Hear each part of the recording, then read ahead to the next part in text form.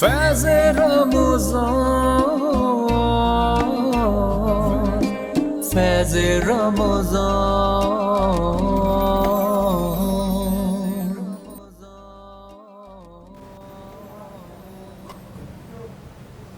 اللہ تعالیٰ کے بابرکت نام سے شروع کرتی ہوں جو نہایت رحم فرمانے والا ہے۔ السلام علیکم ورحمۃ اللہ وبرکاتہ۔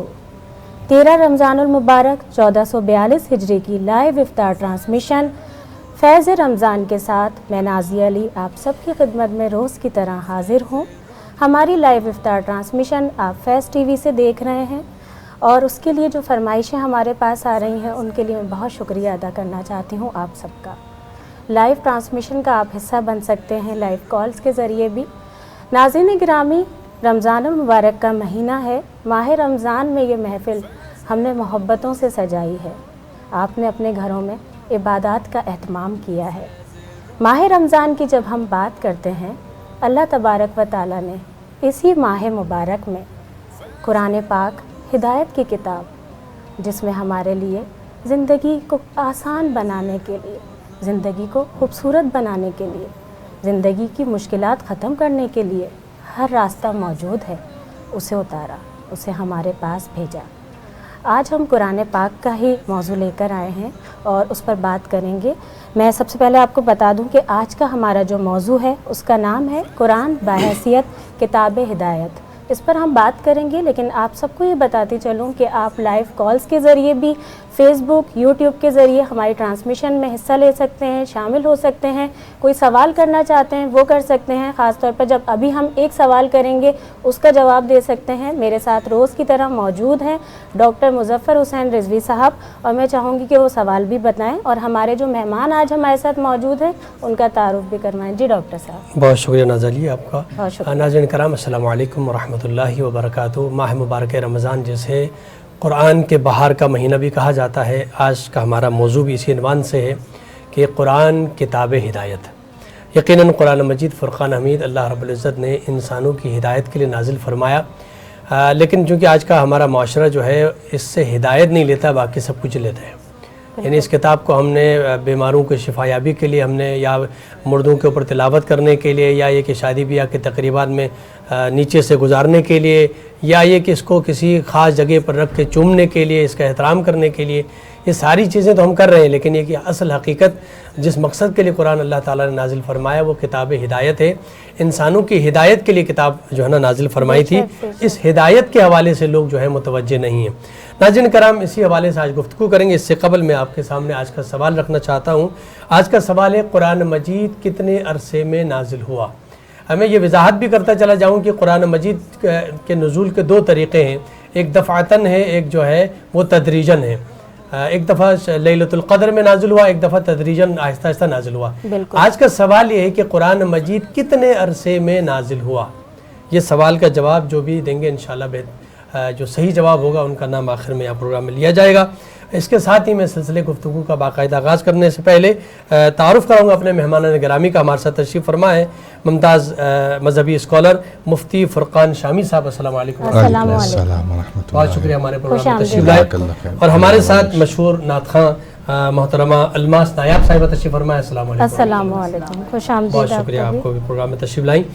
سلسلے گفتگو کا باقاعدہ آغاز کرنا چاہوں گا میں۔ مفتی صاحب، پہلا سوال آپ کی خدمت میں یہ رکھنا چاہتا ہوں کہ قرآن کتاب ہدایت ہے اور اس کا آغاز ہی ذالک الکتاب لا ریب فیہ ھدی للمتقین، لیکن یہاں پہ جو لفظ استعمال ہوا ہے متقین کے لیے ہدایت، اس کی بھی وضاحت فرمائیے گا کہ یہ کتاب تمام انسانوں کی ہدایت کے لیے ہے یا قرآن میں آغاز میں کہا کہ یہ متقین کی ہدایت کے لیے؟ کیا فرمائیں؟ جی بسم اللہ الرحمن الرحیم۔ سب سے پہلے تو میں آپ حضرات کا شکر گزار ہوں کہ آپ حضرات نے مجھے دعوت دی۔ جی بالکل، جیسا کہ آپ نے تمہید میں فرمایا کہ قرآن وہ ہدایت ہے، اور قرآن میں تمام معاملات، چاہے وہ مسلمان یا پوری انسانیت کے سماجی مسائل ہوں، چاہے وہ سیاسی مسائل ہوں، چاہے وہ اقتصادی مسائل ہوں یا عبادت کے مسائل ہوں، ہر مسئلے کا حل وہ قرآن پاک میں موجود ہے۔ اگر یوں کہا جائے کہ ہر ترقی کی چابی، ہر کامیابی کی کنجی قرآن پاک میں پوشیدہ ہے تو یہ بے جا نہ ہو۔ فرق صرف اتنا ہے کہ اسے تلاش کر لیا جائے، اسے ڈھونڈ لیا جائے. اور اسے تلاش کرنے کے لیے جیسا کہ آپ نے آیت کریمہ تلاوت فرمائی کہ ہدی للمتقین، تو ایک وصف ہے. اللہ تبارک و تعالیٰ تو ارحم الراحمین ہے اپنے تمام بندوں کے لیے، لیکن ان بندوں میں جو سب سے زیادہ جلدی سے کامیابی کی کنجی کو پا لیتا ہے وہ متقین لوگ ہیں. اب متقین کون ہیں؟ الذین آمنوا، کہ جو ایمان لائے، وکانوا، اور جو نیک اعمال کیا کرتے ہیں. بس یہ ایک معاملہ ہے کہ انسان اگر اپنی کامیابی چاہتا ہے تو اسے چاہیے کہ وہ ایمان میں پختہ رہے اور اعمال صالحہ یعنی فرائض و واجبات میں وہ کسی بھی قسم کی کمی بیشی نہ کرے. تو انشاءاللہ پھر یہ ہے کہ کامیابی اس کا مقدر ٹھہرے گی اور اس کے قدم چومے گی. ٹھیک. اچھا، جیسے شہر رمضان الذی انزل فیہ القرآن ہدی للناس وبینات من الہدی والفرقان، تو یہ خود مہینہ بھی ہدایت کا مہینہ بالکل ہے، صحیح فرمایا. جہاں قرآن مجید ایک کتاب ہدایت ہے، اور آپ نے جیسے فرمایا کہ خود قرآن کے اندر یہ آیت بھی ہے کہ وَلَا رَتْبٍ وَلَا يَابِسٍ إِلَّا فِي كِتَابٍ مُبِينٍ، خشک تر کا علم اس کے اندر موجود ہے. اور بات یہی ہے کہ انسان اس کو تلاش کہاں سے کرتا ہے، یعنی وہ ہدایت کی جو کنجی کی آپ نے بات کی، تو اس کنجی کی تلاش جو ہے اس کے لیے انسان اپنے آپ اس قابل بنائے کہ وہ اس کنجی کو تلاش کر سکے. اس کے لیے جیسے فرمائے کہ ہدی للمتقین، وہ تقوی اختیار کرنے والے ہی اس سے ہدایت پا سکتے ہیں. یعنی اس تک اپروچ کرنے کے لیے لازم ہے کہ اپنے آپ کو پہلے اس قابل بنا دیں کہ ہم جا کر کے اس کنجی کو تلاش کر سکیں. ڈاکٹر صاحب میں اب چاہوں گی کہ الماس ہمارے ساتھ موجود ہیں، ان کی خوبصورت آواز میں بھی کچھ سنائیں. جی بالکل. عشق نبی میرے دل میں بھی سما جانا، مجھ کو بھی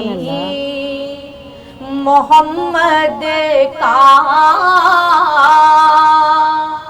دیوانہ بنا جانا، مجھ کو بھی محمد کا دیوانہ بنا جانا. عشق نبی میرے دل میں بھی سما جانا. سبحان اللہ، سبحان اللہ. قدرت کی نگاہیں بھی جس چہرے کو تکتی تھی، جس چہرے کو تکتی تھی، اس چہرہ انور کا دیدار کرا جانا. الہی آمین. اس چہرہ انور کا دیدار کرا جانا. اور جس خواب میں ہو جائے دیدار نبی حاصل، دیدار نبی حاصل، اے عشق کبھی مجھ کو نیند ایسی سلا جانا. اے عشق کبھی مجھ کو نیند ایسی سلا جانا. اے عشق نبی میرے دل میں بھی سما جانا، مجھ کو بھی محمد کا دیوانہ بنا جانا. سبحان اللہ، سبحان اللہ. جزاک اللہ خیر. جزاک اللہ، جزاک اللہ.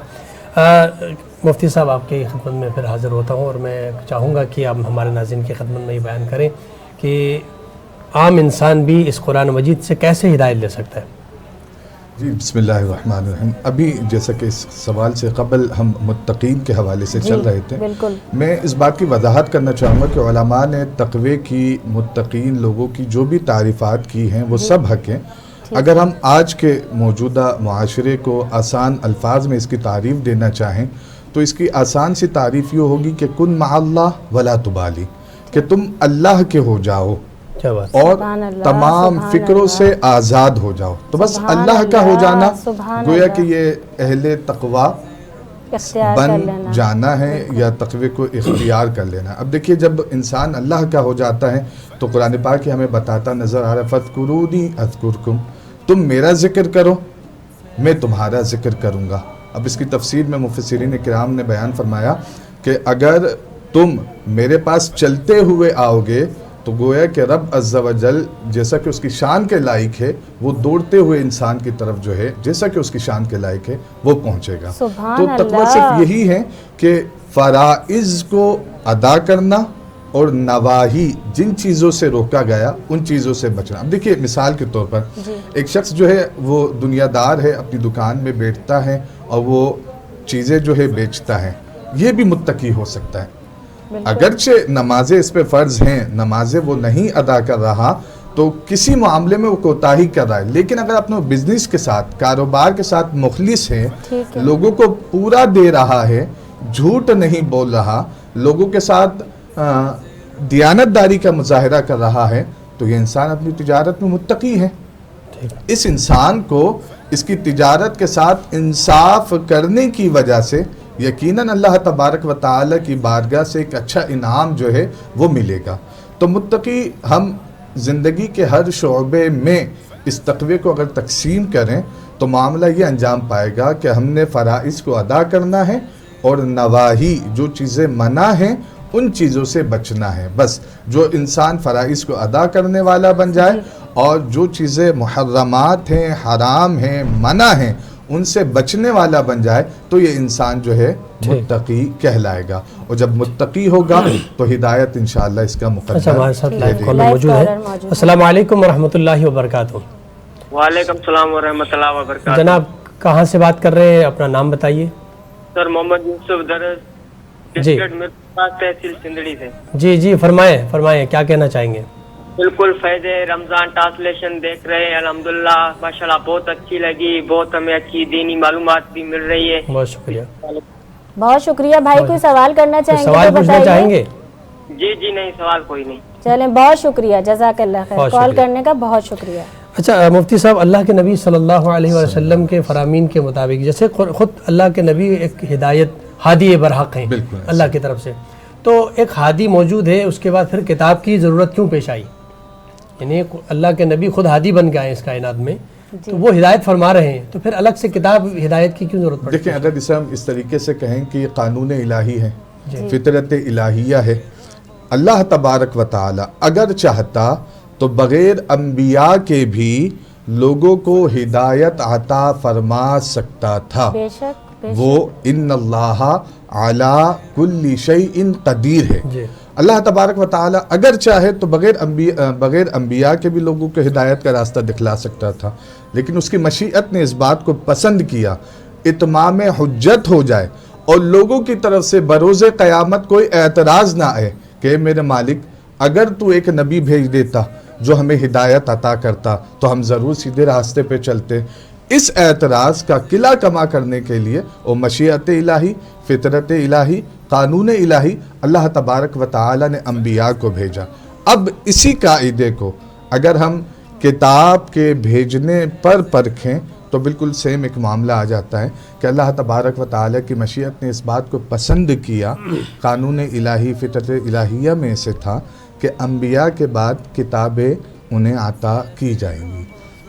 میرے خیال سے جیسے رسالت مآب صلی اللہ علیہ وسلم کا فرمان ہے, سیاہ ستہ میں بھی یہ روایت موجود ہے کہ اللہ کے نبی صلی اللہ علیہ وسلم نے چونکہ واضح انداز میں بیان فرمایا کہ میں انی تارک فیکم الثقلین کتاب اللہ وعطرتی اہل بیتی ما ان تمسکتم بہما لن تضلوا بعدی لانہما لن یفترقا حتی یرد علی الحوض. تو اس میں دو چیزیں بیان فرمائیں کہ میں اس دنیا سے جا رہا ہوں ظاہری طور پہ پردہ فرما رہے ہیں اللہ کے نبی صلی اللہ علیہ وآلہ وسلم، تو آپ صلی اللہ علیہ وسلم نے امت کے لیے دو چیزیں چھوڑ کے گئے، اور ثقلین کہا ان کے لیے، دونوں ثقیل ہیں اور وزنی ہیں دونوں چیزیں، اور ان میں قرآن مجید کہا۔ تو آج کے زمانے میں جب دو چیزوں کا ذکر ہوا کہ ایک اہل بیت ہیں اور ایک قرآن ہے، ان دونوں سے جو متمسک رہے گا وہ حوض کوثر میں میرے پاس۔ جی، تو کیسے آج کے زمانے میں ہم کس طرح کر سکتے ہیں یہ، جیسے اللہ کے نبی کا فرمان ہے کہ ان دونوں کو ساتھ لے کے چلنا ہے؟ جی بالکل، جیسا کہ یہ آیت کریمہ بالکل واضح ہے، اتنی واضح ہے کہ اس کی تشریح توضیح کی بہت زیادہ حاجت نہیں، لیکن معاملہ بالکل یہی آئے گا کہ اگر ہم حامل قرآن رہیں گے اور اہل بیت اطہار کی وہ محبت کہ جس کا درس ہمیں ہمارے نبی اکرم نور مجسم صلی اللہ تعالی علیہ وسلم نے عطا فرمایا ہے، اس کے ساتھ جڑے رہیں گے تو انشاءاللہ ہمارا خاتمہ اس طور پر ہوگا کہ بروز قیامت ہم اپنے نبی اکرم سے حوض کوثر پر ملاقات کریں گے۔ اب عاملین قرآن کا معاملہ کیا ہے کہ قرآن بھی ہمیں گویا کہ اس بات کا درس دیتا ہے کہ بھئی ادخلوا فی السلم کافہ، دین میں مکمل داخل ہو جاؤ۔ ہمارے یہاں معاملہ یہ آتا ہے اور یہ ضروری ہے کہ آج کے دور میں معاشرتی برائیوں کی نشاندہی کی جائے، کیونکہ ہم معاشرتی برائیوں میں اتنا غرق ہوتے جا رہے ہیں کہ بحیثیت قوم کبھی کبھی ہمیں خود شرم آتی ہے کہ ہم مسلمان ہونے کے باوجود یہ کس طرف چلے جا رہے ہیں۔ تو ہمارا معاملہ بھی یہ ہے کہ ہم قرآن کی کچھ آیات پر جو کہ ہمارے فائدہ مند ہوتی ہے عمل کر لیتے ہیں، اور باقی کو معذرت کے ساتھ یہ کہتے ہوئے بڑا عجیب سا لگ رہا ہے، باقی کو ہم چھوڑ دیتے ہیں۔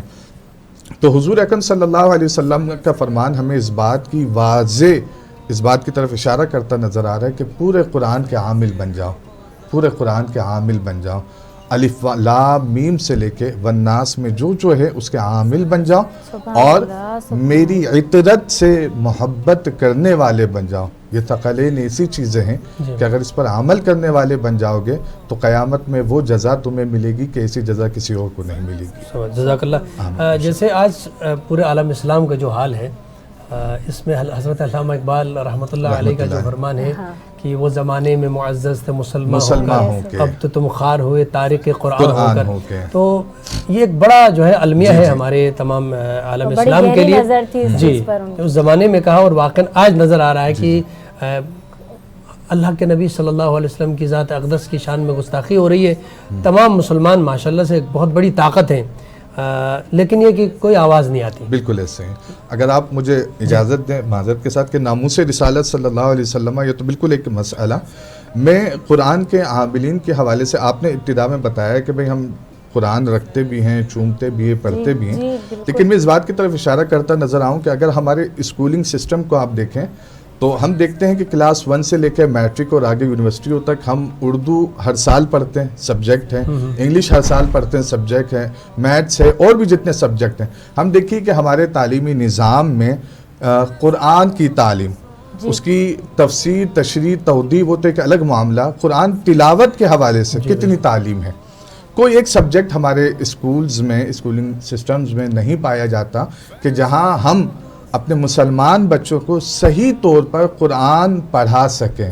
الحمدللہ اب کچھ اسکول یا ہمارے تعلیمی ادارے اس طور پر اس جانب آئے ہیں کہ انہوں نے بچوں کو جو ہے وہ روزانہ کی بنیاد پر، سالانہ کی بنیاد پر ایک سبجیکٹ جو ہے وہ مختص کیا ہے، اور میں چاہتا ہوں کہ اس پلیٹ فارم سے ان لوگوں کی حوصلہ افزائی بھی کی جانی چاہیے، کیونکہ دیکھیے قرآن پر عمل تو ہم اس وقت کریں گے کہ جب قرآن کو سمجھ سکیں گے، اور قرآن کو سمجھ اس وقت سکیں گے کہ جب ہم قرآن کو پڑھ سکیں گے۔ آج جیسا کہ آپ نے ابتدا میں بتایا ہمارا معاملہ تو یہ ہے کہ قرآن ہمارے گھروں میں جو ہے وہ ایک اونچی طاق پہ رکھ دیا جاتا ہے، سال میں کبھی اسے کھول لیا تو کھول لیا، ورنہ یہ کہ اللہ سے اللہ خیر صلی اللہ۔ قرآن کا استعمال ہی مطلب جو مقصد قرآن ہے جس طرح میں نے کہا ہر جگہ استعمال ہو رہا ہے نا، ہماری تو زندگی کی ہر مشکل کی آسانی کے لیے، یعنی اللہ نے جس مقصد کے لیے نازل فرمایا اور رسالت مآب صلی اللہ علیہ وسلم نے جو کچھ بیان فرمایا، اس کے علاوہ ہر چیز کے لیے قرآن استعمال ہو رہا ہے۔ ہاں بالکل، یعنی جو ہمارے معاشرے کے اندر دیکھیں کہ یہ قرآن کتاب شفا بھی ہے، اس میں کوئی شک نہیں ہے، اس میں شفا بھی ہے، لیکن یہ کیا صرف شفا کے لیے آئی کتاب؟ میں اکثر ایک ایگزامپل دیتا ہوں، جیسے آپ نے اسکول کی بات کی نا، تو اسکول میں آپ نے دیکھا ہوگا بچوں کے لیے کل چھٹی ہے تو ایک سرکولر دیتے، چھوٹے بچے ہوتے ہیں وہ بھول جاتے ہیں، ایک سرکولر ان کے ہاتھ میں پکڑا دیا جاتا ہے۔ اب بالکل وہی کیفیت آج کے زمانے میں ہمارا قرآن کے ساتھ ہے۔ اگر میں ایک ایگزامپل کے طور پہ، اب بچہ وہ سرکولر لے کے آتا ہے اور گھر میں لے کے آ کے اس کو کسی بڑے اونچی جگہ پہ جو نا رکھ کر اس کو چومتا ہے کہ میرے اسکول کا جو ہے وہ سرکولر ہے، میرے اسکول کا نام لکھا ہوا ہے، بڑے سینے سے لگاتا ہے اس کو، اس نے رکھ دیا وہاں پر، اور اگلے دن جو ہے وہ تیار ہوتا ہے، اسکول چلا جاتا ہے۔ اسکول میں جب گیٹ پہ پہنچتا ہے تو چوکیدار نے کہا بچہ آپ کیوں آ گئے اسکول؟ کہا کیوں اسکول نہیں آنا تھا؟ کہنے کل آپ کو سرکولر دیا تھا، وہ سرکولر تو میں نے بڑا چوما ہے اس کو، میں نے سینے سے لگایا ہے، میں نے اس کو بڑی محبت سے رکھا ہے، لیکن ہم نے محبت سے رکھنے کے لیے، چومنے کے لیے نہیں دیا تھا، بلکہ اس کے اندر کیا لکھا ہوا تھا اس کو پڑھ کے اس پر عمل کرنا تھا۔ قرآن کے ساتھ آج یہی ہو رہا ہے کہ قرآن اللہ تعالیٰ نے واقعاً، اگر اس کو اس طرح اگزامپل دے دوں، سرکولر اللہ کی طرف سے ایک میسج آیا ہے اس کے اندر، اور قرآن وہ کتاب ہے جیسے مولا کائنات امیر المومنین علی بن ابی طالب علیہ السلام کا فرمان ہے کہ جب کبھی میرا دل چاہتا ہے کہ میں اللہ سے بات کروں، بالکل سبحان تو اللہ، کہتے ہیں کہ میں نماز پڑھتا ہوں، جب میرا دل چاہے میں اللہ سے گفتگو کروں، میں نماز پڑھتا خوبصورتی کے ساتھ بوجھ سمجھ کے نہیں، اللہ کا ہی حکم ہے۔ کبھی میرا دل یہ چاہے کہ اللہ مجھ سے بات کرے تو میں قرآن قرآن پڑھتا ہوں۔ تو یہ قرآن تو بیسیکلی انسان کے ساتھ گفتگو کا نام ہے۔ صاحب جہاں ہم زندگی کی بات کر رہے ہیں ویسے ہی ہماری خود کی جہاں اخلاقیات کی ہم بات کرتے ہیں تو قرآن پاک ہی تو ہے جو ہمیں یہ درس دیتا ہے۔ میں اس پہ چاہوں گی مفتی صاحب کہ قرآن پاک کے ذریعے کوئی روشنی ڈالیں کہ کس طرح سے ہماری یہاں یہ جو جتنی اشتعال انگیزی ہو رہی ہے، ہم کسی کا حق کھا جاتے ہیں آسانی سے، تو یہ اخلاقیات کی کمی تو ہے۔ دیکھیے بالکل اخلاقیت کے ساتھ ساتھ میں صرف ایک بات کا اضافہ کرتے ہوئے پھر اخلاقیت کی طرف آتا ہوں کہ قرآن جیسا کہ ہمارے بھائی بتا رہے ہیں کہ اس میں شفا تو ہے، سب کچھ ہے۔ آپ دیکھیں قرآن علم، ایجوکیشن، آگہی، اتنی آیات کریمہ، بلکہ اس کی ابتدائی اگر ہم دیکھیں تو سورۃ العلق کی 5 ابتدائی آیات وہ علم، ایجوکیشن، آگہی کے حوالے سے کہ مسلمان اپنے مقام کو پہچانو، اپنے رتبے کو پہچانو، اپنے اسٹیٹس کو پہچانو۔ اور آپ دیکھیے کہ کہا گیا کہ 6666 آیاتوں میں سب سے پہلی آیت سورۃ العلق کی اقرا پڑھو، اور 78,000 الفاظوں میں پہلا لفظ اقرا پڑھو۔ تو قرآن میں ہر چیز کا علم۔ اب اگر ہم اخلاقیت کی طرف آئیں تو دیکھیے اس میں ہمارے لیے جو ایک ماڈل ہیں وہ ہمارے جناب رحمت للعالمین صلی اللہ علیہ وسلم کی ذات والا تبار ہیں۔ آپ کے حوالے سے قرآن پاک میں آیا وَإِنَّكَ لَعَلَىٰ خُلُقٍ عَظِيمٍ کہ آپ خلق عظیم کے درجے پہ فائز کیے گئے۔ حضرت عائشہ صدیقہ طیبہ طاہرہ رضی اللہ تعالی عنہا سے پوچھا گیا کہ ہمارے رسول صلی اللہ علیہ وسلم کے اخلاق کیسے تھے، بات کرتے تھے تو کیسے بات کرتے تھے، معاملہ کرتے تھے تو کیسے معاملہ کرتے تھے، لین دین کرتے تھے تو کیسا لین دین کرتے تھے۔ حضرت عائشہ صدیقہ رضی اللہ عنہا فرماتی ہیں کہ ان کے اخلاق وہ قرآن تھے، یعنی قرآن ان کے اخلاق کا دوسرا نام تھا۔ تو مطلب قرآن چلتی پھرتی تصویر وہ جناب رسالت محمد صلی اللہ علیہ وسلم بے شک اتاری ان پر گئی، بالکل انہی پر اتاری اچھا گئی۔ میں گزارش کروں گا محترمہ سے کہ بارگاہ امام کوئی بھی ہدیہ پیش کرے، ولایت میں کوئی کلام پیش کرے منقبت کا۔ بسم اللہ۔ میں تو پنجتن کیا بات کا غلام ہوں، میں تو پنجتن کا غلام ہوں، میں فقیر خیر الانام ہوں، میں غلام ابن غلام ہوں، میں تو پنجتن کا غلام ہوں۔ سبحان اللہ، سبحان اللہ۔ مجھے عشق ہے تو خدا سے ہے، مجھے عشق ہے تو رسول سے، یہ کرم ہے سارا بطول کا، میرے منہ سے آئے مہک صدا، جو میں نام لوں تیرا جھوم کے، میں تو پنجتن کا غلام ہوں، میں تو پنجتن کا غلام ہوں، مجھے عشق ہے تو علی سے ہے، مجھے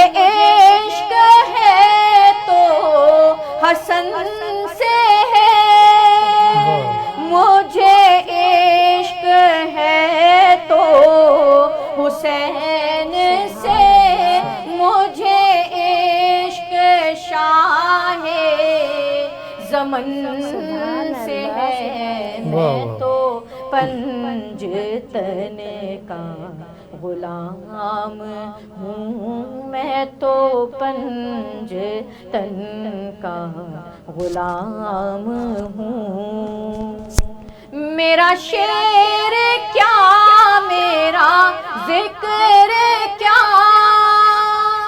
میری بات کیا میری فکر کیا میری بات ان کے سبب سے ہے میرا ذکر ان کے ادب سے ہے میرا ذکر ان کے طفیل سے میری فکر ان کے طفیل سے کہاں مجھ میں اتنی سکت بھلا کہ ہو منقبت کا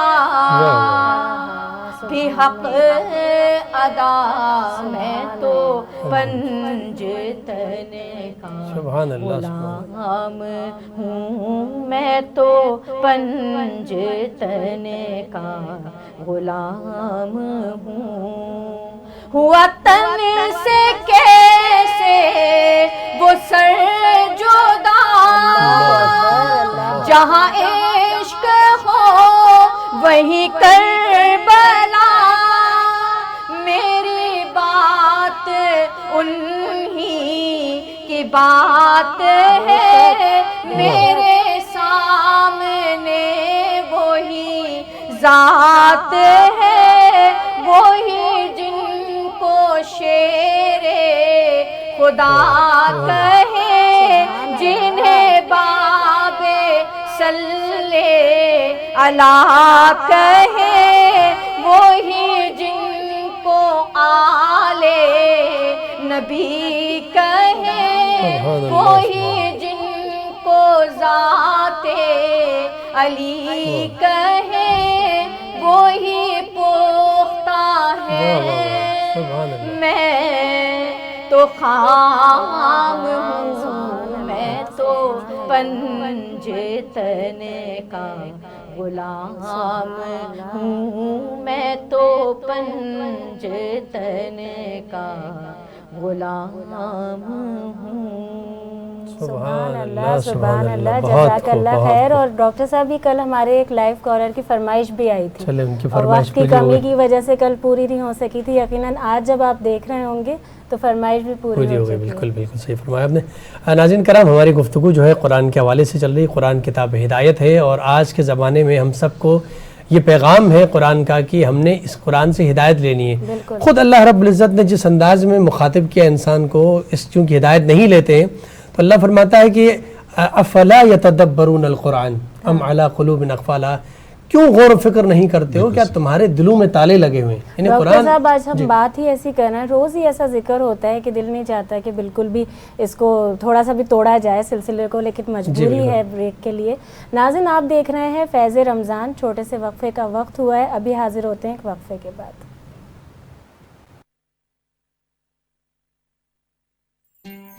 فیض رمضان فیض رمضان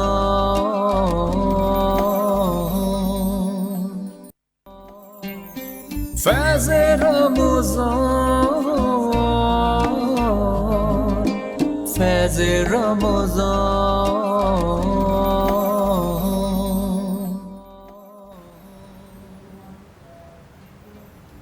ناظرین آپ دیکھ رہے ہیں فیض رمضان وقفے کے بعد ہم ایک بار پھر حاضر ہو گئے ہم آج بات کر رہے ہیں قرآن بحیثیت کتاب ہدایت ہمارے ساتھ موجود ہیں مفتی فرقان شامی صاحب عالم دین ہیں اور وقفے کے بعد ہمیں ایک اور مہمان نے جوائن کیا ہے معروف بزنس مین ہیں احمد چنایا صاحب ہمارے ساتھ موجود ہیں السلام علیکم سر खुश आमदीद कहते हैं आपको फैज़ रमज़ान में। फैज़ टीवी की हमारी लाइव इफ्तार ट्रांसमिशन है और आप अपना इतना कीमती टाइम निकाल कर इस वक्त आए हैं।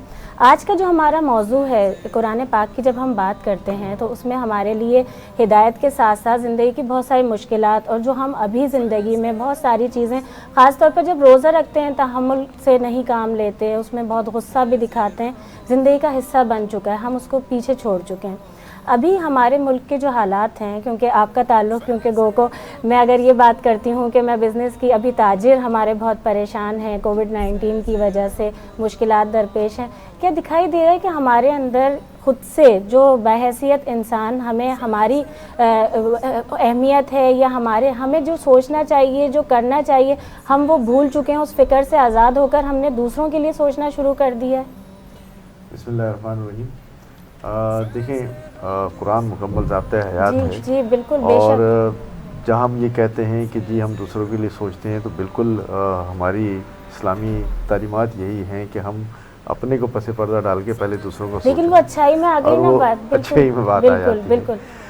जहाँ तक इन मसाइल का ताल्लुक़ है, महंगाई का ताल्लुक़ है, दूसरे लोगों की परेशानियों का ताल्लुक़ है, कोविड-19 का एक बहुत बड़ा हाइप बनना शुरू हो गया है, तीसरी वेव जो है वो शुरू हो गई है, तो मैं समझता हूँ कि आज ये वक्त है कि हम अपने अल्लाह को याद करें और इसी स्पिरिट में जो है वो जो इस महंगाई का मुकाबला है वो हम सब मिलजुल के कर लें कि हम ये सोच लें कि बहैसियत ताजिर हम उतना मुनाफा कमाएं जितना मुनासिब होता है।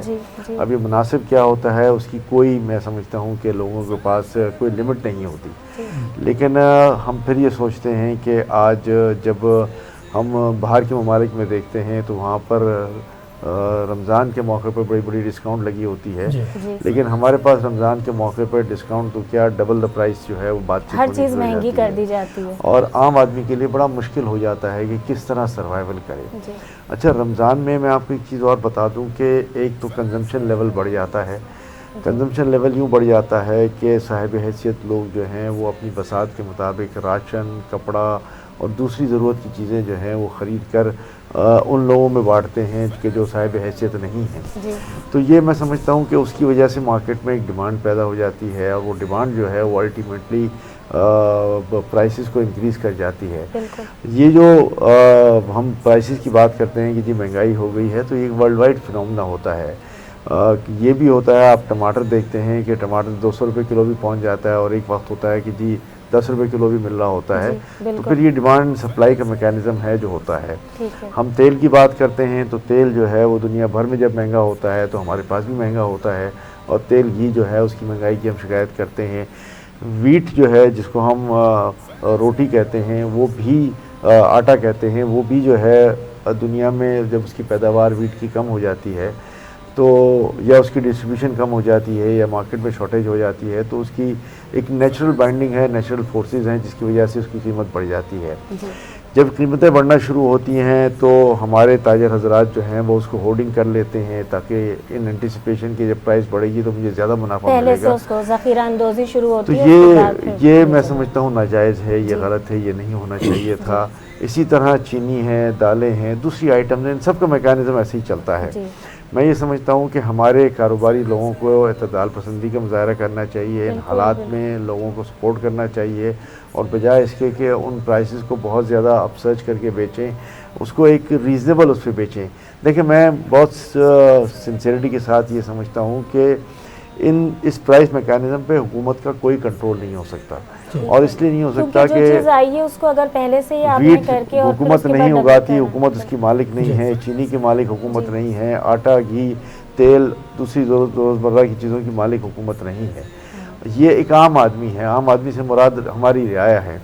तो अब रियाया ही अगर ये काम कर रही हो और हुकूमत किसी बहाने पर उन पर क्रैक डाउन करने की कोशिश करे तो फिर ये हो जाता है कि हुकूमत की तरफ से ज़्यादती हो जाती है। मैं समझता हूँ कि इसका प्राइस मैकेनिज़्म जो है वो मार्केट के ऊपर होता है। अब हुकूमत को ये चाहिए कि हाँ, एक ज़माना था जैसे राशन पे चीनी मिल रही है या आटा मिल रहा है, तो हुकूमत जो है वो अच्छे वक्तों में ख़रीद कर जो है वो उसको स्टोर करती थी और फिर अपने स्टोर से मुनासिब कीमत पे लोगों को बांटती थी या लोगों को बेचती थी। तो मैं समझता हूँ कि ऐसा कोई मैकेनिज़्म हो जाए کہ جس میں عوام کو سہولیات عوام کو میسر ہو سہولیات ہو جائیں، جو پرائسز ہیں وہ انریزیبل نہ بڑھیں اور پھر لوگوں کی استطاعت بھی ہو. میں بڑا اس میں یہ کہتا ہوں کہ جو حکومت کی یہ پالیسیاں ہیں جو پچھلے 3 سال سے چل رہی ہیں نئی گورنمنٹ کی، اس نے ایک مخصوص کاروباری طبقے کو بہت زیادہ فائدہ پہنچایا ہے، جس میں بڑے بڑے میگنیٹ شامل ہیں، اور یہ ایک مافیا میں کہہ لو کہ ان لوگوں نے اتنا منافع کمایا کہ میں یہ سمجھتا تھا کہ اس کا افیکٹ ڈاؤن دا لائن آئے گا اور اکنامی تیزی سے ترقی کرے گی، لیکن بجائے اس کے کہ یہ ترقی بہت زیادہ ہوتی، شاید ہم نے ریئل اسٹیٹ میں پیسے ڈالنے شروع کر دیے اور ریئل اسٹیٹ کی پرائسز جو ہیں وہ آپ دیکھیں گے ایک دم بڑھ گئی ہیں.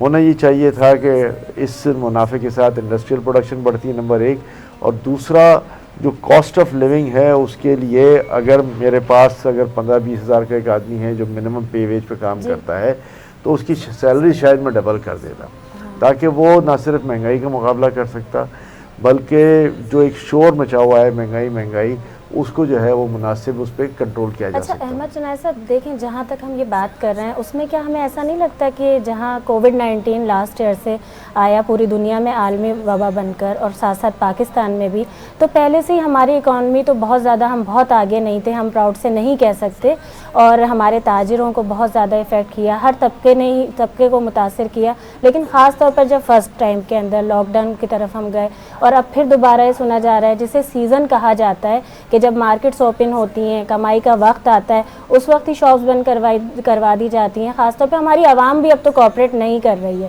تو اس کے لیے کوئی سولیوشن ہے کہ ہم کس طرف جا سکتے ہیں کہ بالکل کھول دیا جائے کہ رش نہ بڑھے، یا کیا حل ہو سکتا ہے اس کے لیے؟ دیکھیں، یہ تو اب عوام کا کام ہے کہ اس میں احتیاط سے کام لیں اور جو نیسیسری پریکاشنز ہیں کووڈ-19 کی وہ لیں.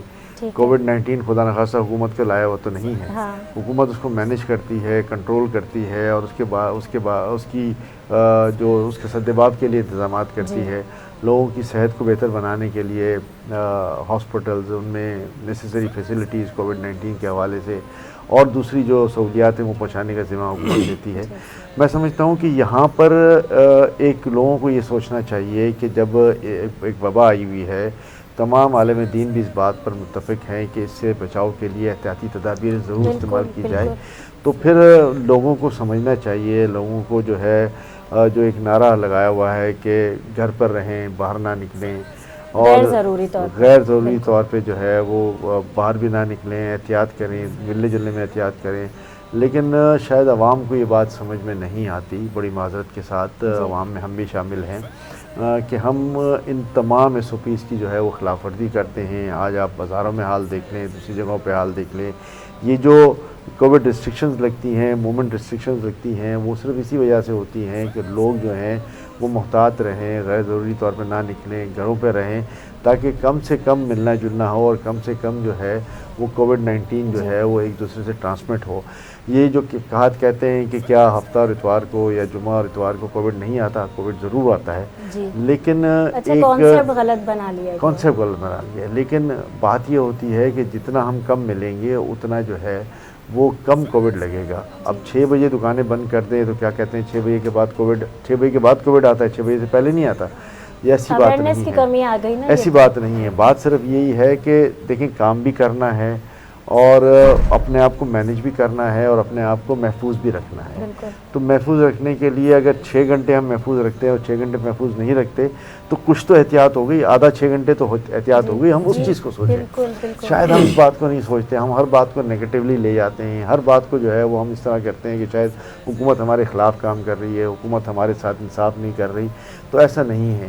جب ایک وبا آئی ہوئی ہے اور وبا کا ذکر جو ہے وہ قرآن میں بھی ہے، ہمارے نبی نے بھی ہمیں حدیث سے بتایا ہوا ہے. ڈاکٹر صاحب میں اس پر ہی جا رہی تھی کہ ہمارے ساتھ مفتی صاحب موجود ہیں اس پر بھی، اور خاص طور پہ جب ذکر کیا جا رہا تھا نا ذخیرہ اندوزی کا، تو اس کے بارے میں بتائیے. جی بالکل، میں اتفاق کروں گا ہمارے محترم کی بات سے کہ احتیاط کرنی چاہیے. الحمدللہ ہمارے علماء نے پہلے دن سے SOPs کے حوالے سے بالکل واضح لائے عمل دیا، اور آج تک ہماری کئی مساجد میں وہی سماجی فاصلے کے ساتھ نمازوں وغیرہ کا اہتمام بھی ہو رہا ہے. اچھا، یہ احتیاط یہ ہمیں خود شریعت اسلامیہ بتلاتی نظر آتی ہے کہ حدیث مبارکہ کا مفہوم ہے کہ صحابی بارگاہ رسالت صلی اللہ علیہ وسلم میں حاضر ہوئے اور آ کے عرض کرنے لگے، یا رسول اللہ صلی اللہ علیہ وسلم، میں اپنی سواری جو ہے اسے باندھ کر اللہ پہ توکل کروں یا چھوڑ کر اللہ پہ توکل کروں. احتیاط.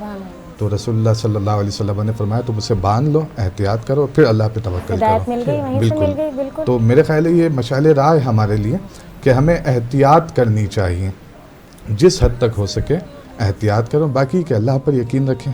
اللہ اچھا، پر کیونکہ ہر فرد کی ایک ذمہ داری ہے نا, اس پر متوجہ نہیں ہے کہ ہر جی، انسان اپنی ذمہ داری کا احساس کرے. جسے احمد صاحب نے بیان فرمایا ذخیرہ کہ اندوزی ساری والی بات ہم کی حکومت پہ پوری. ڈال دیتے ہیں. میں آج ہی ایک رپورٹ دیکھ رہا تھا, اس میں صحافی جو ہے پہلے سبزی منڈی جاتا ہے, وہاں ریٹس معلوم کرتا ہے, اور وہاں کے بعد دوبارہ عام مارکیٹس کے اندر جا کے چیک کرتا ہے, تو وہ آسمان و زمین کا فرق ہے. اور قسمیں بھی کھاتے ہیں ساتھ, یعنی وہ قرآن مجید بھی پڑھتے ہیں, تلاوت بھی کرتے ہیں, نمازیں بھی پڑھتے ہیں, اس کے بعد پھر قسم بھی کھا رہے ہیں, جھوٹ بھی بول رہے ہیں. تو اس میں پھر یہ کہ ہم ڈائریکٹ حکومت پہ کرتے ہیں کہ مہنگائی بہت زیادہ ہو گئی, جبکہ وہ چیز سبزی منڈی میں مثلا تربوز 10 روپے کا مل رہا ہے کلو, اور یہاں لا کے 40 روپے کا قسم لگا کے, کیونکہ پیچھے سے قیمتیں زیادہ ہوئی ہیں. چلیں تھوڑا ہمیں سمجھ آتا ہے کہ لے کر آ رہے ہیں, اس کی کاسٹ لگتی ہے, لیکن اس کے بعد نہیں ہوتا کہ آپ اس کے بعد پروفٹ کمانے لگے. میں اسی سوال کی جانب آ رہی ہوں, کیونکہ جہاں ذخیرہ اندوزی کی بات ہوئی تو یہ بہت ساری چیزوں میں آپ نے اتنی ساری چیزیں گنوا دی, اس میں پیٹرول بھی آ جاتا ہے کہ جب ہمارے یہاں چینجز آتے ہیں ریٹ میں تو جو ہوتے ہیں اس کے اوپر بڑی اسٹرائکس ہو جاتی ہیں چیزیں. اس کے بارے میں احکام الہی جی بالکل. ذخیرہ اندوزی جو ہے وہ واضح روایات کا مفہوم ہے کہ یہ کسی بھی صورت میں جائز نہیں ہے, اور بلکہ یہ ذخیرہ اندوزی کر کے انسان جو اپنی تجارت میں سے برکت کو اٹھا لیتا ہے. اور اناج کا اللہ تعالیٰ نے اسی تو کر دیا ہونے کے لیے کہ کیڑے پڑ جاتے ہیں, ورنہ شاید ہم کسی کو کھانے ہی نہیں دیتے. ہاں بالکل اسی طریقے سے. اچھا اس میں دیکھیں, ایک اگر ہمارے یہاں ایک جیسے کہ آپ نے کہا آگاہی واضح ہو جائے, شریعت اسلامیہ کی تعلیمات واضح ہو جائے, اور انسان اس حدیث مبارکہ کو بھی سمجھ لے کہ کلکم راعین و کلکم مسئول عن رعیتی, کہ تم میں سے ہر ایک نگہبان ہے. اب وہ چاہے بزنس مین ہے, چاہے وہ دکاندار ہے, نگہبان ہے. اب آپ کہیں گے مطلب ایک تاجر جو ہے وہ کیسے عام پبلک کا نگہبان ہے, تو ہم کہیں گے کہ اس سے جو بھی متعلق ہے, اس کے ساتھ جو بھی کاروبار کر رہا ہے, اس کی دکان سے جو بھی خرید رہا ہے, بروز قیامت اللہ تبارک و تعالی اس کے بارے میں بھی اس دکاندار سے پوچھے گا. کلکم راعین, تم میں سے ہر ایک نگہبان ہے, وکلکم مسئول عن رعیتی, اور تم میں سے ہر ایک سے ہی اس کی رعایا, اس کے متعلقین, اس کے ساتھ رہنے والوں کے حوالے سے سوال کیا جائے گا. اچھا قیمتیں فکس کرنا, یہ حقیقت ہے کہ شریعت اسلامیہ میں کسی بھی چیز کی قیمت فکس کرنا کہ بھئی اتنے ہی ریٹ پر بیچی جائے, یہ ضروری نہیں ہے. تجار حضرات جو ہے وہ مارکیٹ ویلیو کے مطابق قیمتیں رکھ سکتے ہیں, بس اس میں یہ ہو کہ بہت زیادہ غبن فاحش ایک اصطلاح ہے وہ نہ ہو, یعنی اتنی قیمت رکھ دینا کہ سامنے والوں کو واضح نظر آ رہا ہو کہ یار یہ تو مطلب ڈبل ہے یا اس سے بھی زیادہ کی قیمت ہے. نا انصافی ہے, دل مطمئن نہیں ہوتا انسان, دل مطمئن نہ ہو کہ انسان منافع لیتا ہے لیکن اس سے زیادہ کرتا ہے تو اس کا خود اپنا دل مطمئن نہیں ہوتا. اور یہ بھی کہہ سکتے ہیں ہم کہ روایات یا بزرگوں کا قول یہ ہے کہ بھئی تم اپنے دل سے فتویٰ لے لو. بھئی جہاں اس کے خود کے دل نے کہہ دیا کہ یار یہ میں بہت زیادہ قیمت لگا رہا ہوں, یا یہ ہے کہ یہ قوت خرید لوگوں سے زیادہ ہے, لوگ اس کی استطاعت نہیں رکھتے ہیں, تو ایسا مطلب ہے واضح ہے یہ چیز کہ یہاں معاملہ جائز کی پٹری سے اتر کر ناجائز کی پٹری پر آ گیا ہے. تو یہاں پر آ کے جو ہے ضمیر کی آواز کہتے ہیں نا, جیسے انسان کا ضمیر جب زندہ ہوتا ہے, اور وہ ضمیر بھی خدا کی طرف سے ایک ہدایت کا ایک ذریعہ ہے انسان کے لیے, تو وہ آواز آتی ہے, ایک حد تک آتی ہے. جب انسان گناہ شروع کرتا ہے, غلط کام کرنا شروع کرتا ہے, تو آواز آہستہ آواز کو بھی درگزر کرتے چلے جاتے ہیں نا. احمد چنائے صاحب آپ کی طرف آؤں گی کہ ہماری یہاں وہی چیز ہے جس طرح آغاز میں بات ہوئی, سوچنے کی بات یہ تھی کہ ہماری یا دوسروں کے لیے جو بات تھی اس کے اندر جب میں نے پازیٹیو اور نیگیٹو کہا, اس میں یہی ہے کہ ہم دوسروں کے لیے غلط سوچ رہے ہوتے ہیں, ہمیشہ یہی ہو رہا ہوتا ہے, یا تنقید کر رہے ہوتے ہیں کسی پر لیکن اصلاح اپنی نہیں کر رہے ہوتے. اسی میں ایک یہ ضمیر کی بات آ جاتی ہے کہ ہمارے یہاں اپنی طور پر ہم انفرادی ہماری جو ذمہ داریاں ہیں ان کو تو بالکل بھی نہیں نبھا رہے ہیں. جہاں تک رمضان المبارک آتا ہے اس کے ساتھ ضرورت مند لوگ ہوتے ہیں, خاص طور پر مستحق جو ہوتے ہیں, ان تک یہ جو دکھاوے کی چیزیں ہونے لگی ہیں, اور خاص طور پہ جتنے ہمارے ناظرین اس وقت دیکھ رہے ہیں وہ آپ کا جو کردار کراچی کے لیے اور اس ملک کے لیے جانتے ہیں, تو اس میں بے شمار ایسے کام ہیں کہ جہاں ہمارے یہاں کوئی کسی پوزیشن پہ آ جاتا ہے اور اس کے پاس وہ جب ہولڈ ہوتا ہے تو وہ بولتا ہے نہیں میں یہ نہیں کر سکتا. آپ نے بے شمار لوگوں کو راستے دیے, بے شمار مسئلے حل کروائے.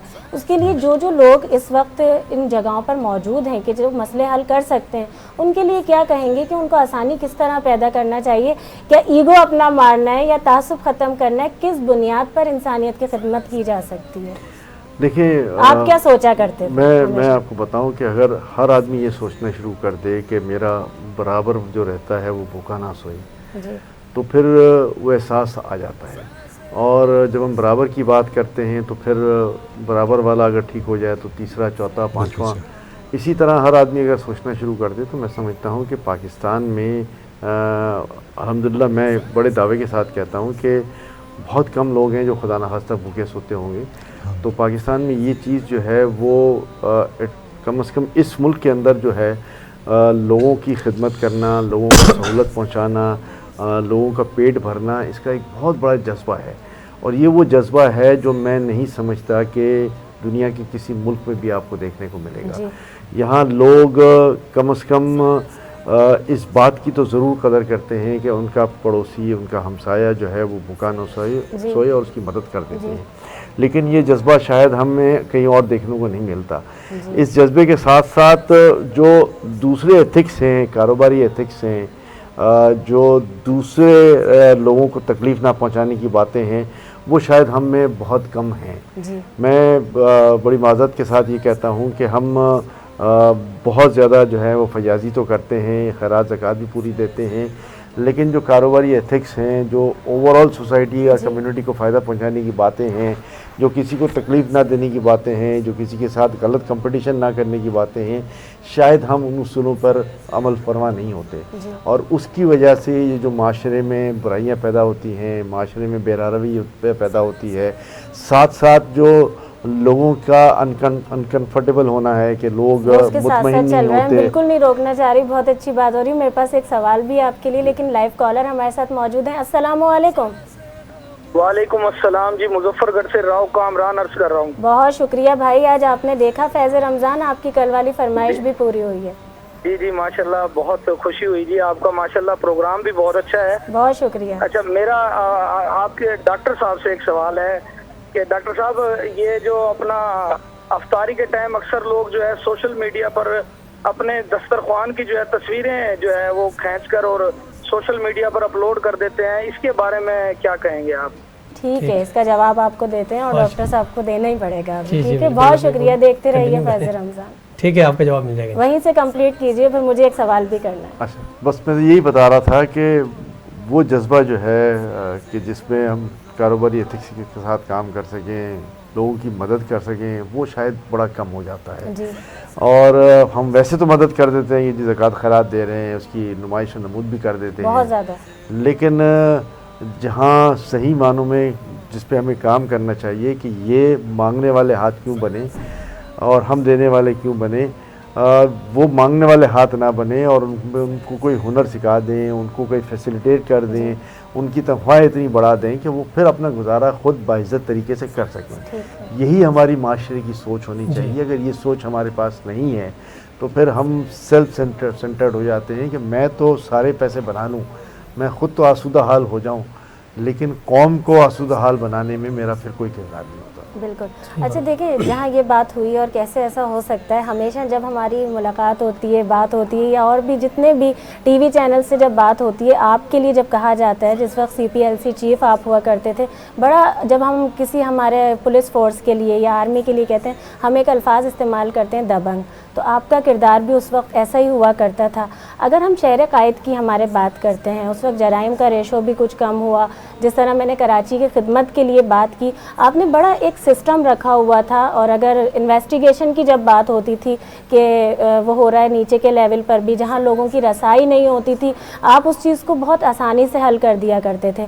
अभी हमारे यहाँ एक बार फिर से जिस तरह से कराची में स्नैचिंग्स हो रही हैं और रमज़ान में लोग परेशान हैं, अब तो गोली बहुत सस्ती जाने हो गई हैं कराची वालों की कि एक गोली है, एक मोबाइल आपको लेना है और उसके लिए आपने किसी का भी बेटा, किसी का भाई, किसी का शौहर, उसको खून में नहला देना है। इसके लिए कुछ बताएंगे कि किस तरह से जो मौजूदा सूरत हाल है उस पर क्या बताएंगे कि हुकूमत किस तरह से कर सकती है इस पर कंट्रोल? देखिए, हुकूमत एक निज़ाम वाज़े कर सकती है जिसका प्लान उनके पास है, लेकिन शायद इम्प्लीमेंटेशन नहीं है। प्लान यही है कि देखिए, आज एक मॉडर्न डे वर्ल्ड है, जदीद तकाज़े जो हैं वो इस बात की गमाज़ी करते हैं, इस बात को की डिमांड करते हैं कि जी کراچی کے شہر کو ڈیجیٹلائز کیا جائے، اس کو سائنٹیفک بنیادوں پہ حل کیا جائے. دیکھیں جہاں 2.5 کروڑ کی عوام ہو وہاں 2.5 کروڑ لوگوں کو یہ 25-30 ہزار پولیس والے جو ہیں وہ قابو نہیں کر سکتے، اور اس میں سے بھی آپریشنل فورس جو ہے وہ 5-6 ہزار کی ہے سر. تو یہ 5-6 ہزار لوگ کیا 25 کروڑ کی عوام کو مینیج کر لیں گے؟ کیا جگہ جگہ گلی گلی پہنچ جائیں گے؟ کیا جہاں جہاں کرائم ہو رہا ہے، جہاں جہاں چھینا چپٹی ہو رہی ہے وہ ان کی نظر میں آئے گی؟ وہ نہیں آ سکے گی.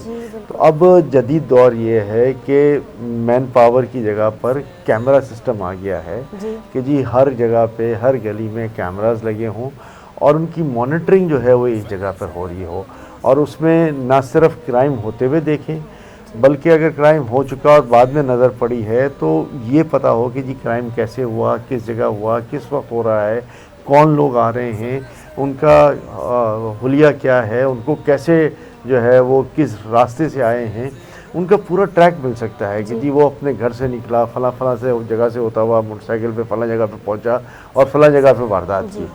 یہ وہ ایک سائنٹیفک طریقہ ہے کہ جس کے ذریعے آپ اس کو اس مجرم کے گھر تک پہنچ سکتے ہیں اور اس مجرم کو پھر سزا دے سکتے ہیں. دیکھیں جہاں سزا و جزا کا عمل نہیں ہوگا بالخصوص ان اسٹریٹ کرائمز کے معاملے میں پاکستان کے اندر اور بالخصوص کراچی کے اندر، تو پھر یہ کرائم جو ہے وہ پروان چڑھتا رہے گا. یہ لوگ پکڑے بھی جائیں گے، کورٹ میں بھی چلے جائیں گے، سزا بھی ہو جائے گی، لیکن پھر چھوٹ جائیں گے اور بہت کم سزا ہوتی ہے.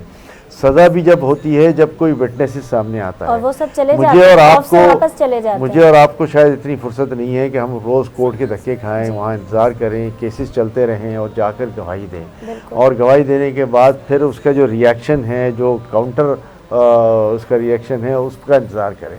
تو یہ بات شاید ایک ذی شعور شہری کو نہیں پسند، نہ وہ یہ کرنا چاہتا ہے، اس لیے وہ چھوڑ دیتا ہے کہ یار میرا تو چلا گیا، اب میں مزید ٹائم نہیں ضائع کروں گا، میں نے کوئی وٹنس نہیں بننا. تو یہ جب تک ہم کورٹ کا نظام جو ہے وہ اس معاملے میں وضع نہیں کریں گے، مربوط نہیں کریں گے، کورٹ اس میں سزا و جزا کا عمل جو ہے وہ فوری نہیں ہوگا، میں سمجھتا ہوں ہم اسی طرح اپنا وقت ضائع کرتے رہیں گے. نہ ہم کیمرہ ایویڈنس کی لینے کی بات کرتے ہیں، نہ ہم کیمرہ لگانے کی بات کرتے ہیں، نہ ہم صحیح پروسیکیوشن کی بات کرتے ہیں. کورٹس میں جب بات کی جاتی ہے تو وہ بالکل بجا طور پہ کہتے ہیں کہ جی جب پروسیکیوشن ہی صحیح نہیں ہے، جب پروسیکیوشن کے معاملے میں صحیح طریقے سے اس پر الزام ثابت نہیں ہوا تو پھر ہم کس بات پہ سزا دیں گے. میں سمجھتا ہوں ان کی بات بالکل ٹھیک ہے. یہاں پروسیکیوشن کو بھی بہت اسٹرانگ کرنے کی ضرورت ہے، اس میں جدید نظام کے تحت انویسٹیگیشن جو ہے اس کی بھی ضرورت ہے.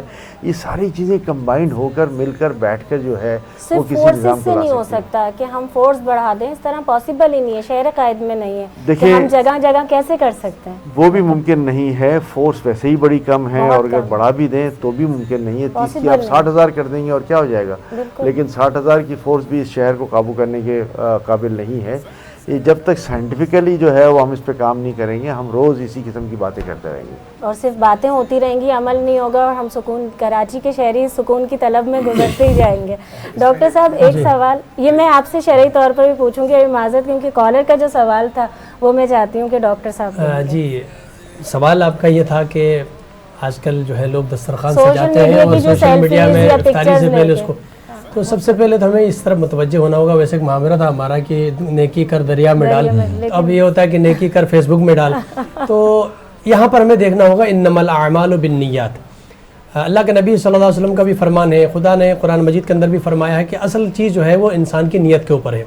وہ چیز میں نے تصویر بنا کے اپنے دل کو سکون پہنچانے کے لیے ایک تصویر بنا کے میں نے ڈال دی، اس میں کوئی ہدف اور مقصد نہیں ہے، ایسی میں نے تصویر ڈال دی ہے تو وہ تو مباح چیز ہے، اس میں کوئی نہ گناہ ہے نہ کوئی ثواب ملے گا. لیکن اگر اس کا ہدف یہ ہے کہ مجھے دکھانا ہے لوگوں کو کہ دیکھیں میرے گھر میں یہ چیزیں بنی ہیں، یعنی فخر اور تکبر کے اعتبار سے اگر آپ نے اس نیت سے کہ میرا دسترخوان اتنا بڑا دسترخوان ہے، اس میں یہ نعمتیں میں نے سجائی ہوئی ہیں، آپ کسی کو دکھانا چاہتے ہیں اپنے آپ کو فخری انداز میں، تو یہ پھر گناہ کا عمل ہے. کتنے لوگ ہیں جو بھوکے بیٹھے ہوئے ہیں، اگر یہ چیز اگر ان تک پہنچتی ہے، اگر کوئی غریب آدمی آپ کے ہمسائے میں کوئی ایسا ہے یا آپ کے رشتہ داروں میں ہے، وہ دیکھتا ہے کہ یار ان کے پاس خدا نے سب کچھ دیا ہوا ہے اور میرے پاس کچھ نہیں ہے، وہ احساس کمتری کا شکار ہوتا ہے، تو یہ بہت بڑا گناہ کا عمل ہو جائے گا. یہ عمل تو بہت گناہ ہو جائے گا. لیکن ڈیپینڈ کرتا ہے انسان کی نیت کے اوپر. انما الاعمال بالنیت، جو بھی عمل وہ کر رہا ہے اس کی نیت کے اوپر ڈیپینڈ کرتا ہے. تو اگر اس کی نیت صرف یہ کہ ایک تصویر بنا کے ڈال دیا، یہ ہدف نہیں تھا کہ لوگوں کو میں نے دکھانا ہے کہ میرا دسترخوان بہت اچھا سجا ہے، یا یہ کہ کسی غریب آدمی کو دکھانا ہے کہ میں بڑا امیر ہوں. اگر ایسا کوئی ہدف نہ ہو تو یہ مباح ہے. تو پھر شریعت میں مباح جو ہے نہ گناہ ہے نہ اس میں ثواب ہے. آپ کو جواب مل گیا. دیکھیے اس میں ایک بات اور بھی ہے، میں آپ کے جواب کو یہ کہوں گا کہ ایک خیال یا ایک مکتبہ فکر یہ بھی کہتا ہے کہ یہ اس طرح نام و نمود کر کے لوگوں کو سڑک پہ جو ہے وہ دسترخوان وغیرہ بچھا کر ہم دوسرے صاحبیت حیثیت لوگوں کو بھی ترغیب دیتے ہیں کہ آپ بھی اس قسم. بہت اہم پہلو ہے یہ، بہت اچھی یہ بات ہے. میں سمجھتا ہوں کہ اس کو سوچنے کی ضرورت ہے کہ آیا یہ ترغیب جو ہے یہ صحیح ہے یا نہیں. یہ قرآن کی آیت بھی ہے کہ اللہ رب العزت نے قرآن میں یہ فرمایا ہے کہ آپ صدقہ دیتے ہیں تو آپ صدقہ دکھا کر بھی دے سکتے ہیں، چھپا کر بھی دے سکتے ہیں. جیسے کہا کہ آپ دائیں ہاتھ سے دے رہے ہیں تو بائیں ہاتھ کو معلوم نہ ہو. لیکن ایک صدقہ جیسے آپ نے میں تو کیونکہ خاص گھر کی نمائندگی کے حوالے سے کر رہا تھا کہ گھر میں کوئی یہ کام کر رہا ہے، لیکن جو ہمارے سوشل ورکرز ہیں بہت سارے باہر دسترخوان بچھاتے ہیں، ان کے لیے جیسا آپ نے فرمایا کہ اسلام اس کی اجازت دیتا ہے کہ آپ دسترخوان بچھائیں، اس کو اگر آپ نے سوشل میڈیا میں ڈال دیا تاکہ دوسرے مخیر حضرات بھی اس طرف راغب ہوں، جذبہ پیدا ہو، رغبت دلانے کے لیے، ترغیب دینے کے لیے کہ وہ بھی یہ کام کریں، تو یہ بہت مستحسن عمل ہے. میں نے کہا نا کہ عمل کا دار و مدار نیت پر ہے. اگر اس نیت سے کام کریں گے تو یہ اچھا عمل ہو جائے گا. جی مفتی صاحب. میں اس میں یہ کہنا چاہوں گا کہ جیسے ایک یہ رہا معاملہ کہ سماجی طور پر ہم اس کام کو کر رہے ہیں تاکہ دوسرے حضرات متوجہ ہوں، یہاں تو گنجائش کا راستہ ہم بالکل نکال سکتے ہیں. اچھا یہ جو ذاتی دسترخوان یا گھر کے دسترخوان کی جو تصویر وغیرہ اپلوڈ ہوگی، میں اس میں یہ کہنا چاہوں گا، دیکھیں اسلام ہمیں اس بات کا بھی درس دیتا ہے کہ شبہات کی جگہ سے بھی بچا جائے. مطلب یہ کہ یہ جب میری بالکل نیت صاف ہے، میں نے اپنے ایک سمپل دسترخوان کی تصویر جو ہے اپلوڈ کر دی، لیکن سامنے والا ضروری نہیں ہے کہ میری نیت سے اتفاق کرے اور اس سے سمپل ہی لیں. وہ وہاں پر ریاکاری کا تصور بھی آ سکتے کہ فلاں شخص ریاکاری کر رہا ہے، تکبر کر رہا ہے، دکھاوا کر رہا ہے. اور ہمیں اسلام یہ بھی درس دیتا ہے کہ جہاں بھی تھوڑا سا لوگوں کی طرف سے بھی ذہن چینج ہوتا دیکھیں تو آپ احتیاط کر لیں. آپ کا احتیاط کرنا آپ کو نقصان تو دے گا نہیں بلکہ دوسروں کے لیے فائدہ مند ہی ثابت ہو جائے گا. تو میں مطلب بالکل ٹھیک ہے، انما الاعمال بالنیات کے عنصر کو بھی ہم لے سکتے ہیں، لیکن اگر اس طور پر بھی سوچنا شروع کریں کہ بھئی شبہات کی جگہ سے بچیں، جہاں تہمت لگ سکتی ہے، بالکل جہاں تہمت لگ سکتی ہے، جہاں ریاکاری کا ایک شائبہ آ سکتا ہے، وہاں سے اگر ہم احتیاط کر لیں تو جانا کچھ نہیں ہے، انشاءاللہ آج ضرور جانا ہے انشاءاللہ. جی بہت شکریہ. اور اب میں آپ کی جانب بڑھوں گی. احمد چنائے صاحب کے لیے آپ کو یہ بھی بتاؤں کہ آج ہم ان کو روک رہے تھے افطار ہمارے ساتھ کرتے، لیکن انہوں نے گھر پر ہی کرنی ہے، مصروفیت بھی ہے ویسے بھی ان کے ساتھ. میں چاہوں گی کہ اختتام کی طرف ہم آپ کے لیے جب جا رہے ہیں تو کیا پیغام دینا چاہیں گے رمضان المبارک کے لیے؟ سوالات آپ سے بہت سارے کرنے تھے لیکن انہوں نے ہمیں وقت کم دیا ہے. دیکھیں رمضان شریف تقریباً رمضان المبارک جو ہے وہ آدھا تقریباً گزر چکا ہے. آج 14ویں شب ہے اور ہم اس میں دو کام اہم کر لیں. ایک تو اللہ تعالیٰ کی طرف رجوع کر لیں. میرا پیغام پورے تمام مسلمانوں کے لیے ہے، تمام انسانیت کے لیے ہے کہ نہ صرف اللہ سے رجوع کریں، اپنے گناہوں کی معافی مانگیں. اور یہ جو عذاب آیا ہوا ہے، جو پینڈیمک کی صورتحال ہے کووڈ-19 کی صورت میں، جو ہمارے پڑوسی ملک میں جس نے ایک تشویشناک شکل اختیار کر لی ہے، اور ہم اس بات سے خوف زدہ ہیں کہ شاید اگر یہی معاملہ پاکستان کی طرف بڑھ گیا، کیونکہ بالکل پڑوس میں ہے، اور یہ اگر بڑھتا گیا اور پاکستان کو اپنی لپیٹ میں لے لیا تو شاید ہم وہ سروائیول لیول پہ کام نہ کر سکیں جو دوسرے شاید کر سکتے ہیں. بالکل بالکل. اور آج ہمارے پاس مجھے پنجاب کی رپورٹ یہ ہے کہ وینٹیلیٹرز تقریباً فل اپ ہو چکے ہیں اور ہاسپٹلس کی کیپیسٹی 90% کے اوپر چلی گئی ہے، اور تھوڑا بھی زیادہ اگر اس میں اضافہ ہوا تو ہم 100% کراس کر جائیں گے، اور ہمارے پاس بھی وہی حالت ہوگی کہ ہاسپٹل کے برانڈے میں جو ہیں وہ اسٹریچرز پڑے ہوئے ہوں گے. اور کراچی اور سندھ میں پوزیشن خاصی بہتر ہے. ہمارے پاس میں سمجھتا ہوں کہ ابھی بھی 50% آکوپنسی باقی ہے ہاسپٹلز میں، اور اتنی تشویشناک صورتحال نہیں ہے جو کہ پنجاب یا KPK میں یا بلوچستان میں اس وقت چل رہی ہے یا اسلام آباد میں چل رہی ہے. تو آج یہ وقت ہے کہ ہم اللہ تعالیٰ سے اپنے گناہوں کی معافی کریں، مانگیں، اس کی اللہ کی طرف رجوع کریں، اور خلوص دل کے ساتھ اس بات کا عہد کریں کہ اس رمضان میں جو ہے وہ نہ صرف اپنے گناہوں کی معافی اللہ تعالیٰ سے کروائیں گے بلکہ ساتھ ساتھ یہ عہد بھی کریں گے کہ ہم دکھی انسانیت کی خدمت میں ہمیشہ پیش رہیں گے. یہی میرا پیغام آپ کے ناظرین کے لیے ہے کہ ہم یہ سمجھ لیں کہ ہمارا دنیا میں جو آنے کا مقصد ہے وہ صرف دوسروں کے کام آنا ہے اور کچھ نہیں ہے. تو ہم وہ دوسروں کے کام آنے کا عہد کر لیں. انشاءاللہ ہمیں نہ صرف اس عذاب سے نجات ملے گی بلکہ ہمارا جو مستقبل ہے، پاکستان کا جو مستقبل ہے، وہ انشاءاللہ بہت بہتر ہوگا. بہت شکریہ خاص طور پر آپ اپنی اتنی مصروفیت سے یہ وقت نکال کر آئیں. بہت شکریہ آپ کا. ناظرین دیکھتے رہیے فیض رمضان. ابھی حاضر ہوتے ہیں ایک چھوٹے سے وقفے کے بعد.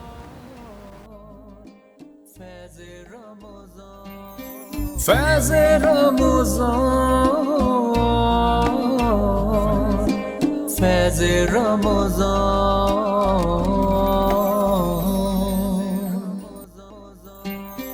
فیض رمضان، فیض رمضان.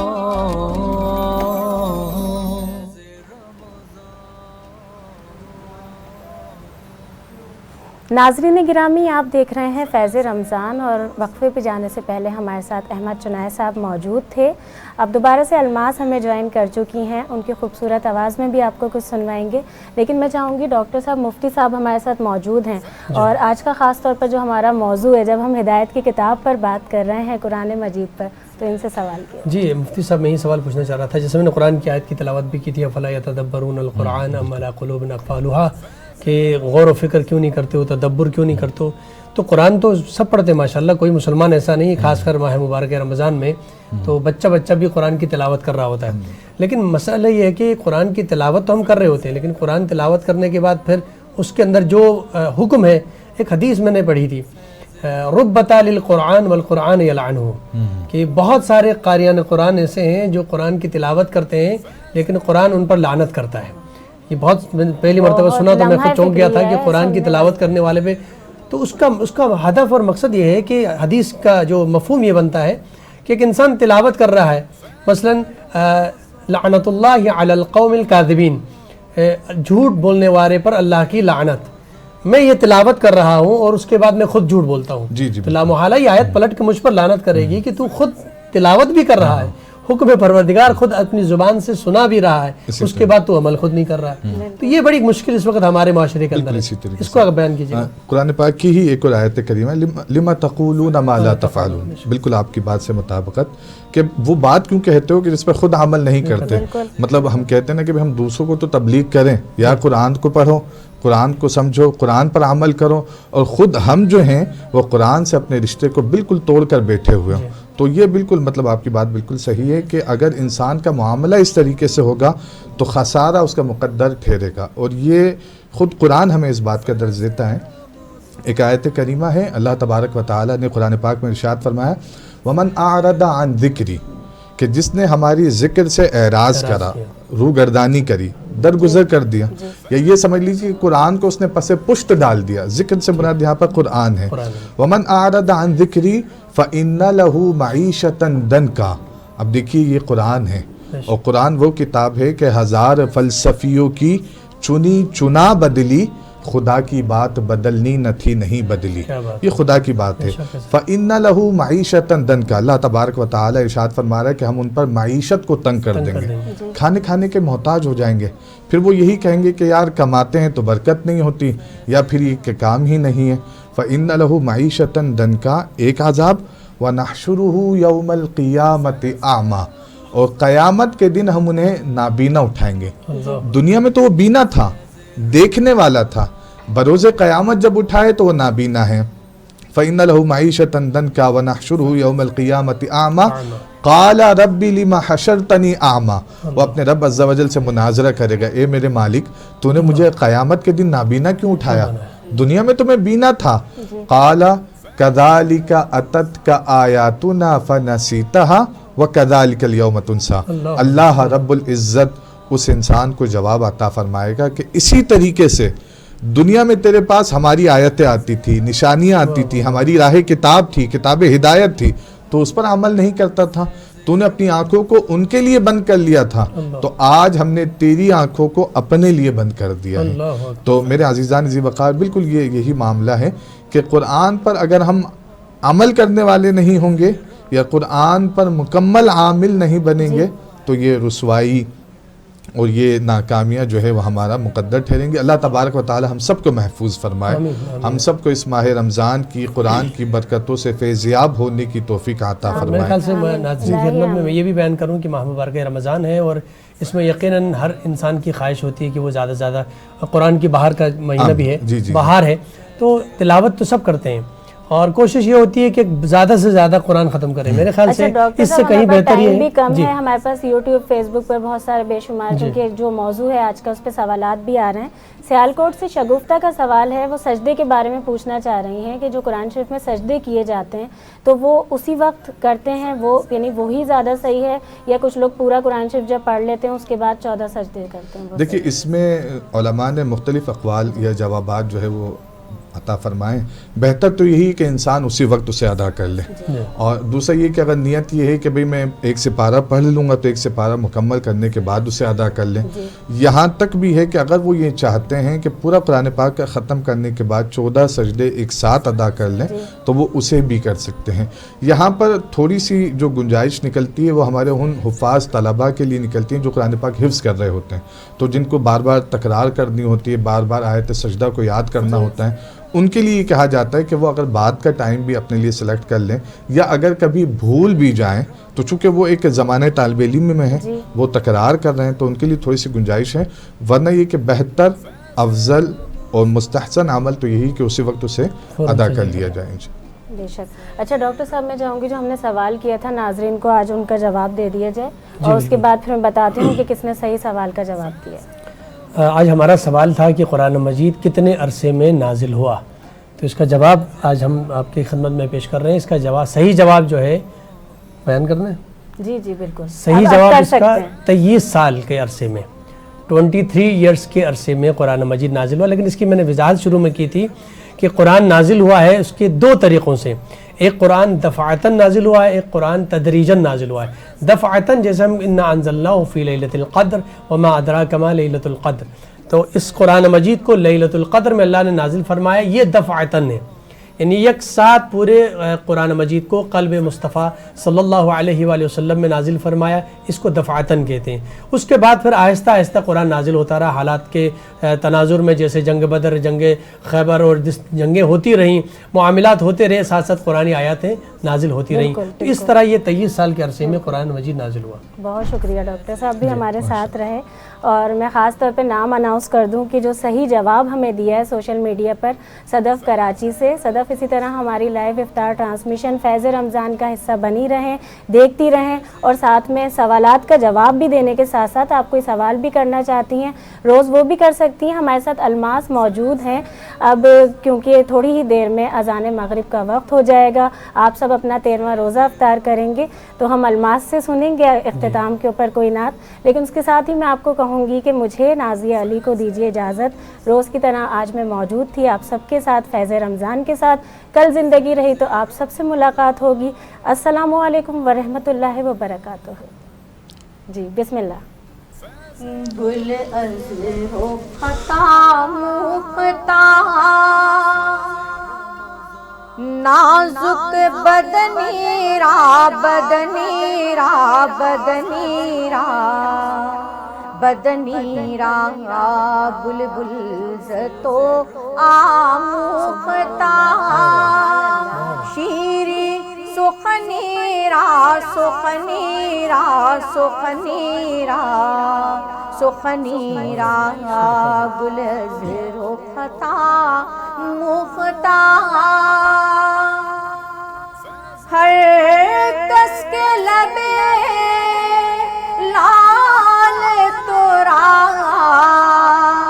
دیدہ بدل گفت ہر کس کے لبے لال تورا دیدہ بدل گفت حقا کے چے خوش کندہ عقیقے یمنی را یمنی را یمنی را یمنی را حقا کے چے خوش کندہ عقیقے یمنی را یمنی را یمنی را یمنی را گل از رختا مختا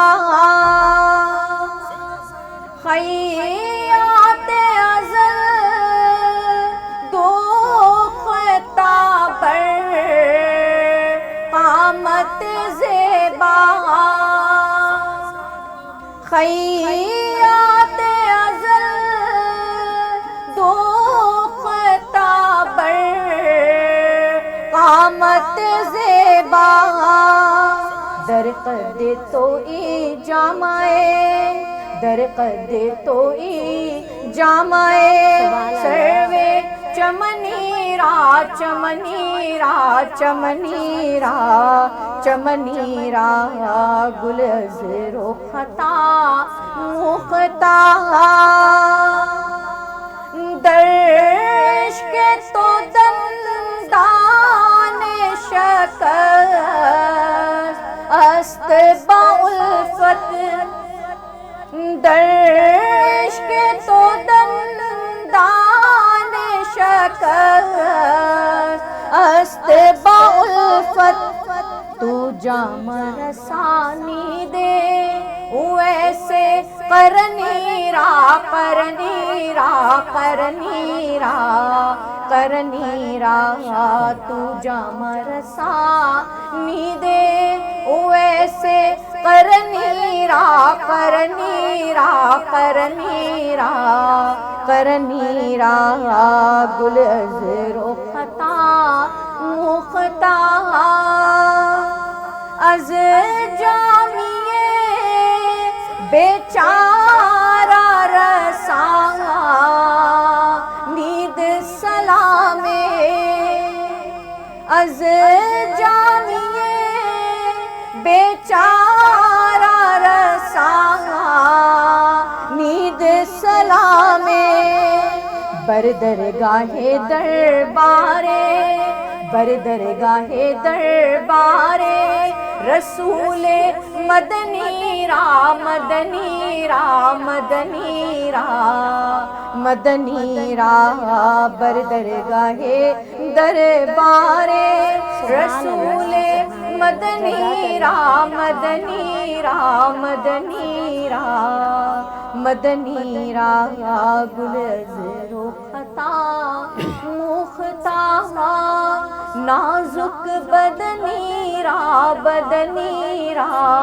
بدنی را بدنی را جزاک اللہ خیر۔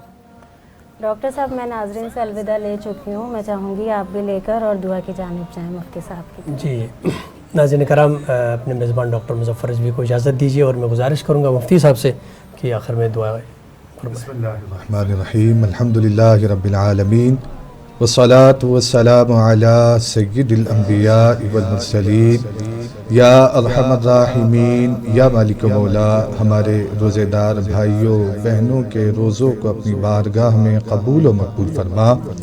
یا رب العالمین، اس ماہ رمضان کو ہم سب کے لیے رحمت، مغفرت اور جہنم سے آزادی کا مہینہ بنا دے۔ یا ارحم الراحمین، ہم سب کے صغیرہ کبیرہ ظاہری باطنی گناہوں کو معاف فرما۔ اس ماہ مبارک میں ادا کی جانے والی ہماری عبادتوں کو اپنی بارگاہ میں شرف قبولیت عطا فرما۔ یا ارحم الراحمین، مملکت خداداد پاکستان کی خیر فرما۔ یا رب العالمین، یہ جو بیماری کرونا ہمارے درمیان تباہیاں پھیلا رہی ہے، اس بیماری سے ہم سب کو عافیت سلامتی عطا فرما۔ مالک مولا، اس کے بیماروں کو شفا نصیب فرما۔ اس بیماری کے سبب انتقال کر جانے والوں کی مغفرت فرما۔ یا رب العالمین، یا ارحم الراحمین، ہمارے دیکھنے والوں کے بیماروں کو شفا نصیب فرما، دیکھنے والوں کے مرحومین کی مغفرت فرما۔ مالک مولا، دیکھنے والوں کے بے اولادوں کو نیک صالح نرینہ اولاد عطا فرما۔ یا ارحم الراحمین، یا ارحم الراحمین، ہماری دعاؤں کو اپنی بارگاہ میں شرف اجابت عطا فرما۔ جو مانگا عطا فرما، جو نہ مانگ سکے عطا فرما۔ سبحان ربک رب العزت عما یصفون وسلام علی المرسلین والحمد للہ رب العالمین برحمتک یا ارحم الراحمین۔